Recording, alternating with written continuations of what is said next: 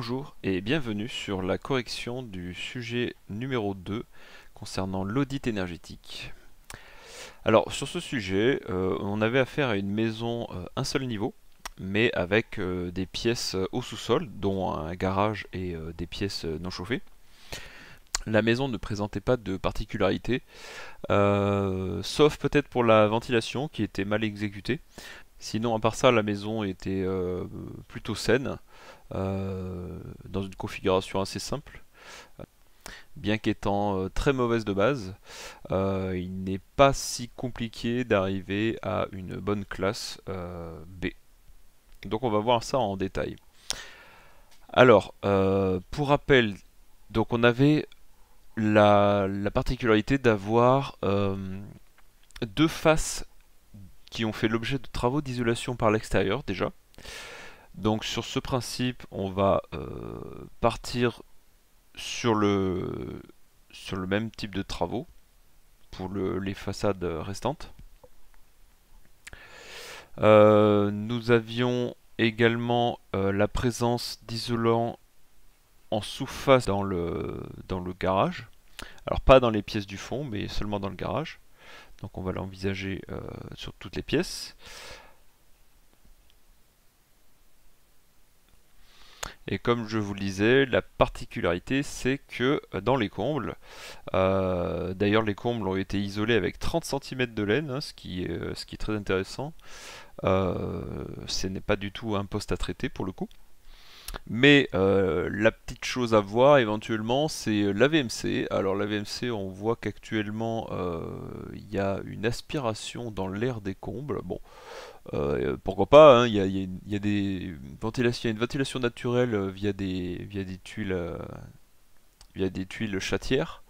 Néanmoins, pourquoi aspirer plus dans les combles? Alors il y avait peut-être un but derrière ça. Sinon, globalement, on peut voir on utilise des gaines donc non isolantes et on a une contrepente au niveau de la sortie à ce niveau-là. Et là, la sortie est raccordée directement dans la chatière au lieu d'utiliser une tuile à douille. Donc le branchement, hein, là, il est en fait écrasé. Donc pour ce qui est du rapport,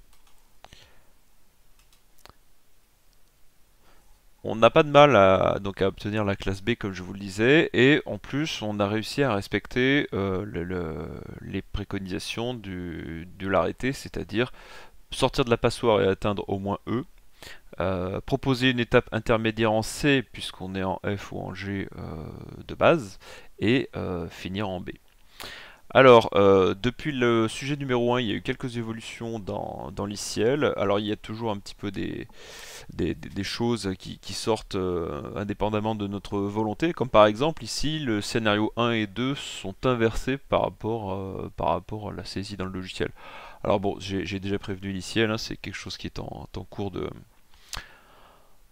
réparation.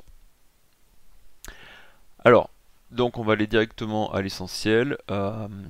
Au niveau de l'état initial, ici, comme vous voyez, j'ai le descriptif du sujet numéro 1 qui s'est copié-collé en fait de l'un à l'autre, mais simplement parce qu'aujourd'hui dans Certim, on n'a pas encore la passerelle entre Certim et l'ICL pour pouvoir avoir un remplissage de cette rubrique là. Donc normalement chez vous elle devrait rester vide.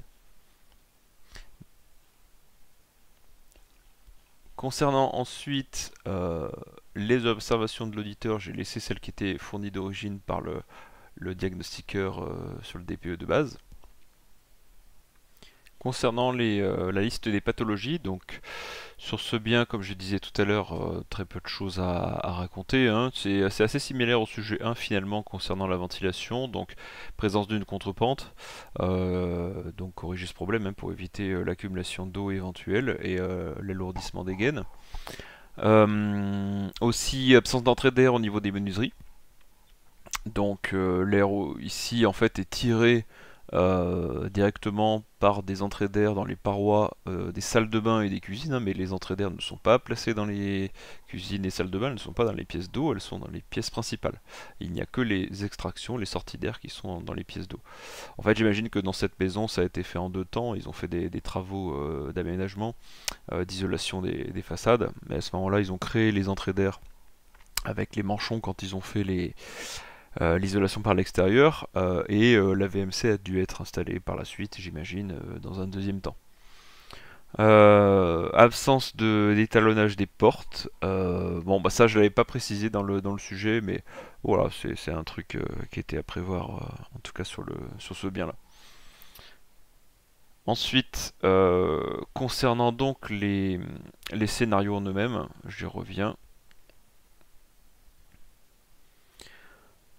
On va avoir donc sur le scénario 1, alors le scénario 1 je passe parce que c'est le scénario en une fois, ce n'est ni plus ni moins que la factorisation du scénario par étape, puisque euh, dans cette maison, les interfaces ne nous gênent pas.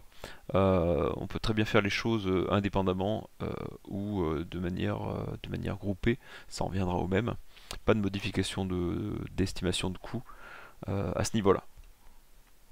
Alors, qu'est-ce que j'ai prévu? Donc finalement, c'est assez simple, ça va correspondre un petit peu à ce que prévoit l'ICIEL au niveau des recommandations automatiques, avec quelques modifications quand même pour ma part.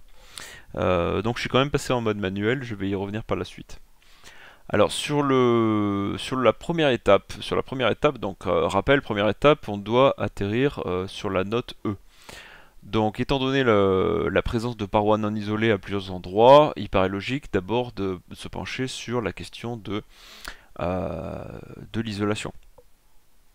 Donc, premier cas de figure, isolation des murs non isolés, hein, on a donc 2 murs isolés nord et ouest et 2 murs non isolés sud et est.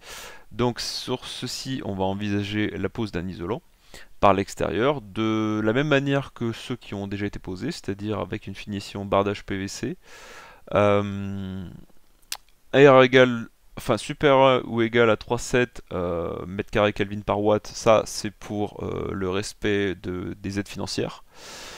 J'ai précisé à la surface. Alors, concernant la surface, ce qu'il faut bien penser, c'est que quand on fait une isolation par l'extérieur, pour des soucis d'architecture et esthétique, on a toujours un peu plus à isoler que ce qui est à isoler réellement. C'est-à-dire en termes de parois déperditives, on va en avoir un petit peu plus. Pourquoi? Par exemple, sur la façade qui est ici, le pignon dedans sur la rue, eh bien, la partie chauffée est plafonnée, hein, donc c'est ici que s'arrêtent les murs en vérité côté habitation au niveau des menuiseries, juste au-dessus des menuiseries, mais ça va être compliqué de finir le bardage pile à ce niveau-là. Donc on va prolonger jusqu'en haut. Alors là, vous pouvez pas savoir, j'avais pas donné de surface indicative en mètres carrés, mais bon, il s'agit d'un exercice, hein, c'est juste pour vous dire qu'il faut y penser en principe, hein. Donc, quand on fait la recherche de performance, eh bien, rien à signaler à ce niveau-là. Par contre, quand on fait l'estimation du coût, eh bien, il va falloir ajouter la surface à prendre en compte. Ensuite, pour ce qui est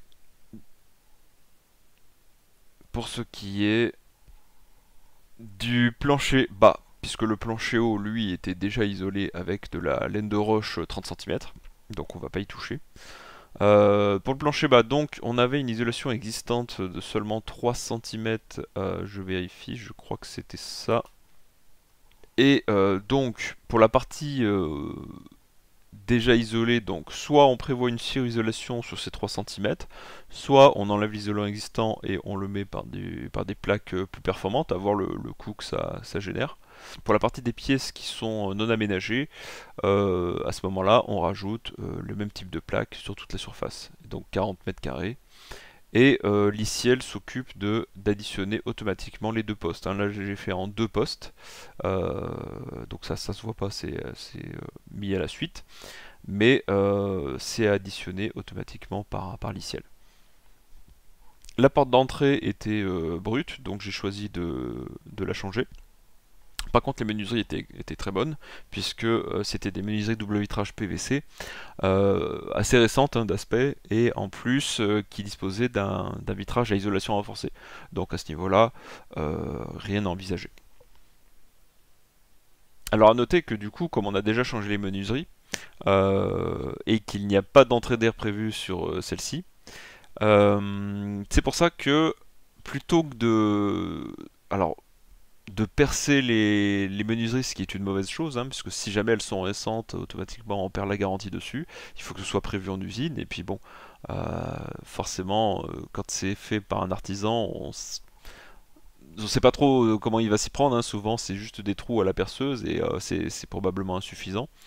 Donc j'en ai profité pour faire installer une double flux, hein, puisque si on envisage de percer les parois et de prévoir des manchons à chaque fois dans toutes les pièces principales pour des amener d'air par les parois, au final ça gonfle drastiquement le coût de l'installation de la VMC simple flux. Donc bien sûr on serait toujours moins cher, mais pour la différence on va y gagner énormément en confort et en performance. Donc j'ai opté pour une VMC double flux. Alors la seule problématique derrière le double flux, c'est l'emplacement, puisqu'on a affaire à des combles perdus. Hein, on va pas la suspendre facilement comme une VMC simple flux. Par contre, la VMC double flux, on peut tout à fait envisager de la placer dans le volume chauffé, avec des conduits qui partent à la verticale vers le plafond. Alors, moi j'ai profité du fait qu'on avait un placard au milieu de la maison. Alors ceci dit, l'inconvénient c'est on va perdre une penderie, hein. C'était d'ailleurs la seule existante. Donc bah, ça sous-entend que les acquéreurs, les nouveaux acquéreurs doivent prévoir des placards dans les chambres. Bon, c'est vrai qu'elles sont suffisamment grandes en vérité, c'est pour ça que j'ai envisagé. Donc j'avais envisagé de placer la VMC ici avec deux conduits qui partent vers les combles et ensuite pour l'extraction et l'insufflation au niveau des pièces, donc par-dessus. Ce qui évite de faire des gaines dans toutes les pièces de manière apparente ou de devoir créer des coffrages. Donc ça me paraissait plus simple. Donc on arrive à un coût, donc j'ai juste précisé aussi le détalonnage des portes hein, pour le bon fonctionnement de la ventilation. Et aussi la condamnation des entrées d'air et des sorties d'air existantes, hein, puisque on voyait aussi dans l'énoncé qu'il y avait au niveau de la ventilation, alors c'est pas ici, c'est plus haut, au niveau de la ventilation, et voilà, on avait des amenées d'air et des sorties d'air, alors hautes et basses, hein, qui sont probablement anciennes, qui étaient déjà là, en plus de la sortie d'air de la VMC. Alors du coup ça crée un circuit court hein, entre cette sortie, on va dire, officielle et la sortie de la VMC, et finalement la sortie devient une entrée, l'air est aspiré ici et sort directement depuis la bouche jusqu'à la bouche d'extraction. Ce qui fait que la pièce est mal ventilée, et surtout en plus on ne ventile pas les autres pièces, hein. Il n'y a que la salle de bain et la cuisine qui sont ventilées actuellement. Donc c'est pas très intéressant. Une ventilation normalement doit renouveler l'air de toute la maison. Donc sur la première étape, on arrive à un total de 25 000 euros et ça permet de sortir de la passoire. Pour la deuxième étape, j'ai choisi d'opter pour le chauffage. Chauffage donc par des clims réversibles. On est installé en électrique. Donc ça laisse peu de choix quant à l'éventualité de changer de générateur, hein. On est obligé quasiment d'opter pour de la pompe à chaleur.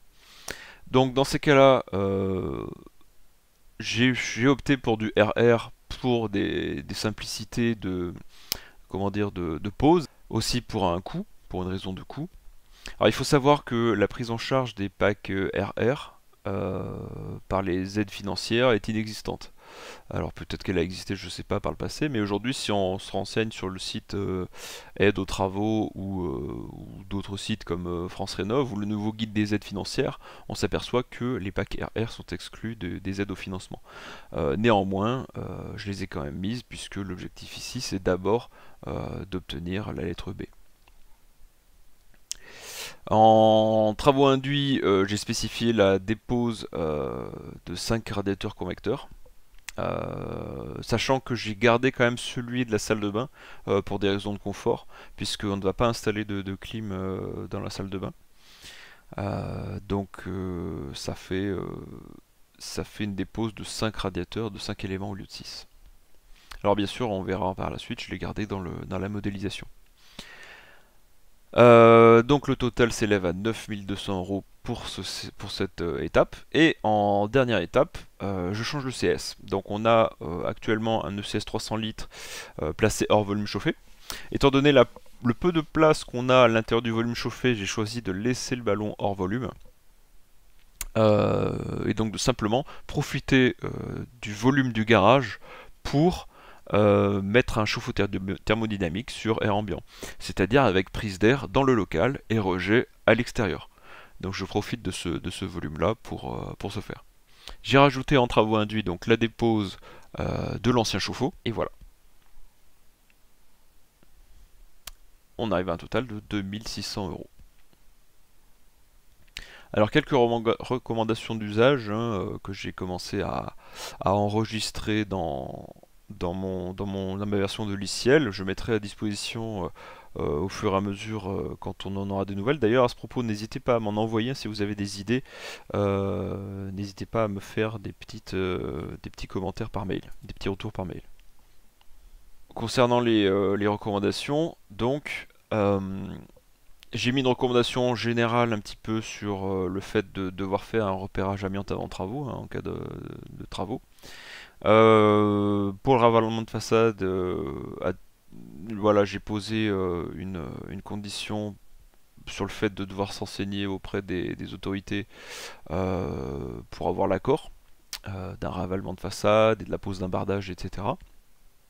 Et aussi, j'avais apporté une petite précision sur la TVA, puisque certains travaux ne sont pas soumis à la TVA de 5,5, mais à celle de 20, puisqu'on en parlait, on a notamment la porte et la clim. Donc au niveau saisie logicielle, qu'est-ce que ça donne? J'ai procédé par étapes pour le scénario 1. J'ai fusionné simplement les étapes dans le scénario 2 et le scénario 3 pour l'instant lui me sert juste en fait à bidouiller. Donc je vais quand même aller dedans pour vous montrer ce que proposait Liciel à l'origine et qui était finalement plutôt raccord avec ce que j'ai proposé. Alors il proposait une ITE pour les murs non isolés, donc très bien, c'est ce que j'ai proposé aussi. Une ITE pour le plancher bas. Une double flux, du RR pour le chauffage, une pack solaire de mémoire, il me met... Ah oui, c'est parce que je l'avais modifié, sinon d'origine, il me met un chauffe-eau thermodynamique solaire, ça sert pas à grand chose. Le truc, c'est qu'il me met un réglage thermostat d'ambiance avant d'installer la PAC, ce qui en fait ne correspond à rien. On va pas installer la régule dans un premier temps, puis la PAC dans un deuxième temps, puisque celle-ci ne sera pas forcément compatible avec le système en place. Donc ça n'a pas d'intérêt. Il vaut mieux le faire en même temps quand on le fait par étapes. Alors, moi, c'est toujours pareil, hein, le souci que j'ai à l'heure actuelle, donc c'est plus les coûts des travaux et le choix de la performance dans les systèmes proposés par Liciel. Alors, c'est pour ça que je suis reparti sur une base vide, hein. Donc, simplement, on peut... Sinon, vous pouvez toujours garder quelques recommandations automatiques fournies par Liciel, hein. Rappelez-vous une chose, c'est que vous pouvez modifier simplement les paramètres pour les recommandations automatiques. Donc, par exemple, via ce bouton là, modifier les paramètres utilisés pour les recommandations, et là vous pouvez définir la performance d'origine.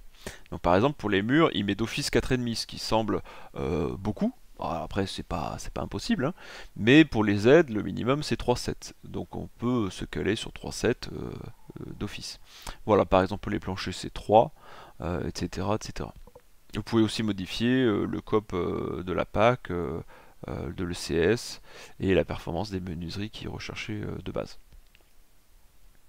Il y a différentes choses qu'il rajoute discrètement au niveau des recommandations automatiques, notamment pour la double flux. Il fait aussi une reprise de l'étanchéité. Alors on ne le voit pas ici, mais en vérité, ce qu'il y a, c'est que ici, vous voyez qu'il applique un coef de 0,26, c'est-à-dire qu'en fait, on fait tout le traitement de l'étanchéité de la maison. Alors c'est un petit peu facile et fastidieux en même temps. C'est facile dans le sens où on met un chiffre un peu au hasard, mais on ne sait pas trop à quoi ça correspond. Et fastidieux parce qu'en réalité, il faut faire une étude complète, faire venir une entreprise pour mesurer l'étanchéité à l'air, et c'est pas quelque chose qu'on maîtrise forcément. Alors bien sûr, ça fait partie, pourquoi pas, d'un scénario de travaux, du scénario de travaux, hein, en tant que prestation, mais là, pour le chiffrer, c'est un petit peu plus complexe. J'ai pas les bases à ce niveau-là, et de toute façon, euh, c'est pas, euh, c'est pas une nécessité dans mon cas. Donc j'ai préféré le laisser d'origine. Euh, Aussi pour le chauffage, donc là c'est pareil, hein, il me transforme tout. Alors moi j'ai un petit peu bidouillé puisqu'il faut, j'ai décidé de laisser le sèche-serviette dans la salle de bain. Donc là il faut revoir un petit peu les surfaces, forcément. Donc c'est pour ça que je suis repassé aussi en mode manuel à ce niveau-là. Là j'ai viré le solaire, hein, un chauffe-eau thermodynamique simple suffit. Le solaire c'est vraiment le grand luxe pour pas grand-chose. Et puis la régule que j'ai mis avec les packs et non de manière indépendante. Donc si on regarde dans le scénario 1 ce que ça donne, donc celui que j'ai sorti par étape, voilà. Donc en premier, isolation des murs par l'extérieur. Alors pour ce faire, j'ai utilisé l'assistant. Alors tout d'abord, moi je suis reparti donc d'une base vide, c'est-à-dire j'ai viré toutes les recommandations automatiques d'un coup en faisant supprimer toutes les recommandations automatiques. D'accord. Vous pouvez aussi choisir de supprimer une recommandation automatique sur une seule ligne. Par exemple, supprimer les recommandations automatiques de la recommandation sélectionnée. Pour ce faire, vous vous mettez sur une ligne et vous faites supprimer les recommandations automatiques de la recommandation sélectionnée. Via un clic droit, vous pouvez aussi déplacer vos recommandations sur une étape ou sur une autre.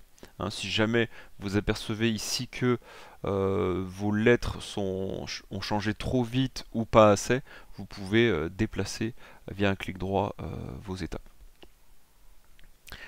Euh, Autre chose que je vous avais montré donc sur la première, le premier audit, le premier cas test, c'était de modifier les surfaces habitables. Pensez-y si jamais vous avez une ITI à faire ou une isolation sous rampant.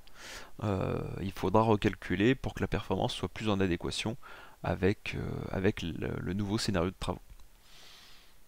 Si jamais vous êtes parti un peu en vrille au niveau des recommandations manuelles et que vous n'arrivez plus à déplacer ou à supprimer, pensez que vous pouvez revenir à la normale en faisant réinitialiser la recommandation sélectionnée. Ou vous pouvez aussi réinitialiser toutes les recommandations. Ça repassera en mode automatique et il sera peut-être plus facile de modifier des choses à ce niveau-là. Rappelez-vous que pour l'instant, je ne fais que chercher la performance. Je ne m'occupe pas des commentaires qui sont écrits dans les scénarios, bien que on puisse le faire dès l'assistant recommandation. On peut aussi le faire tout à la fin dans modifier chiffrage. Donc moi c'est comme ça que j'ai procédé. Après bien sûr vous pouvez le faire soit dès le début, soit à la fin, suivant vos préférences et vos habitudes de travail. Donc je reviens à mes moutons. Isolation des murs extérieurs. Donc 3,7 minimum. La surisolation et l'isolation, alors surisolation ou isolation en remplacement des plaques polystyrène en sous-face de plancher, plus rajout de la partie non chauffée et non isolée. Pour la porte d'entrée, remplacement avec une porte UD inférieure ou égale à 1,3. Alors pour la valeur, on pourrait prendre mieux, on pourrait prendre moins bien. De toute façon, au niveau des aides financières, on n'a pas grand chose à ce niveau-là. Ensuite, la VMC double flux, je l'ai faite dès la première étape pour simplement atteindre le E. Ça me semblait le plus adéquat. De toute façon, si... Alors, bon là il y avait déjà une VMC, mais elle était mal exécutée. C'est pour ça que j'ai choisi de la mettre tout de suite. Normalement, s'il n'y a pas de ventilation, vous devez, lorsque vous faites des scénarios de... lorsque vous faites une étape d'isolation des parois, des parois extérieures, il faut prévoir la ventilation. Ça, c'est l'arrêté audit qui nous le précise. Donc, voilà pourquoi je l'ai mis en même temps. Ensuite, étape 2, donc pour la PAC, alors je suis parti en recommandation manuelle, mais en vérité, en automatique, ça irait. Je voulais juste m'assurer d'avoir l'intermittence avec. Le scope, je l'ai précisé à la main, il est de 4, mais d'origine, hein, le logiciel le prévoit aussi à 4 en recommandation auto. Ensuite, ici, j'ai choisi donc de supprimer le chauffage 3, donc les convecteurs, puisqu'ils sont, ils sont effacés. Alors, pour éviter d'avoir des choses un petit peu bizarres sur vos résultats, par exemple, si vous remplacez tous vos émetteurs électriques par une chaudière unique, sachez que si vous le faites sur toutes les lignes, ça va être un petit peu considéré comme 3 chaudières dans le calcul. Donc il faut, à ce moment-là, supprimer les chauffages qui ne servent plus, c'est-à-dire à partir d'une certaine étape. Donc là, par exemple, vous voyez, il y a marqué supprimer. En fait, simplement, je supprime les convecteurs et la surface qui est associée au convecteur va revenir au premier générateur. Donc ici, ça va s'additionner. C'est pour ça qu'ici, vous voyez affiché 71,44. Puisque c'est à partir de cette étape-là, la PAC couvre l'ensemble des pièces. À la base, hein, si on regarde un petit peu, on avait 32, 17 et 29. Et donc une fois qu'on est dans les recommandations, ça devient 71, 7 et 29 qui en fait est supprimé. 7 c'est pour la surface de salle de bain, puisque j'ai choisi de préserver le panneau rayonnant. Alors, petit effet de bord, hein, puisque là j'ai choisi de préserver pardon, le panneau rayonnant. Donc j'ai remis une recommandation. Alors le texte, j'ai mis n'importe quoi hein, dans le libellé, c'était parce que je pouvais pas sortir de là. Mais j'ai remis mon panneau rayonnant donc d'origine hein, dans ma salle de bain. Et en lui affectant une surface à 7 mètres carrés. Celui-ci, je l'ai supprimé. Donc pour supprimer une ligne, alors pour supprimer un système à partir d'une certaine étape, et vous appuyez sur la croix, supprimer un composant. De ce fait, la surface qui lui est associée basculera sur le chauffage de base. Ensuite, pour terminer, puisque j'étais en C et que je veux atteindre la lettre B, je remplace mon chauffe-eau électrique par un chauffe-eau thermodynamique. Donc je l'ai mis sur air ambiant, comme je le disais. J'ai juste spécifié donc en manuel son emplacement, donc toujours hors volume chauffé.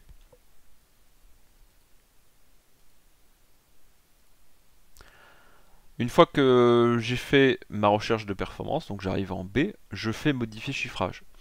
Donc à chaque fois que je modifie un chiffrage, je le fais pour toutes les étapes. Étape 1 par exemple, j'appuie le tableau est vide, j'appuie d'abord sur ce bouton pour réimporter tous mes chiffrages. Une fois que c'est fait, je peux maintenant double-cliquer et modifier le descriptif si besoin et mettre le coût que j'aurais au préalable déduit sur bâti-chiffrage ou sur des devis que j'ai réussi à collecter auprès d'artisans ou d'informations collectées sur internet ou sur d'autres solutions logicielles. Pour rappel, à l'heure actuelle, il n'est toujours pas possible d'avoir des tarifs et des bibliothèques ou d'enregistrer d'ailleurs dans l'ICL des recommandations manuelles au niveau du chiffrage. Cela devrait sortir normalement avant le 1er avril. Alors pour les différents coûts, je me suis basé donc sur Batichiffrage et à chaque fois j'arrondis à la tranche supérieure. Par exemple pour une pompe à chaleur, j'ai choisi d'arrondir à l'excès. En ce qui concerne donc les commentaires relatifs aux recommandations, l'ICL a dorénavant séparé les emplacements pour chaque scénario. Donc attention, parce que si vous avez des commentaires réalisés pour le scénario 1, sachez qu'ils ne seront pas recopiés dans le scénario 2. Il faudra les recopier à la main. Par exemple, si on ouvre le scénario 3, on voit que la case est vide.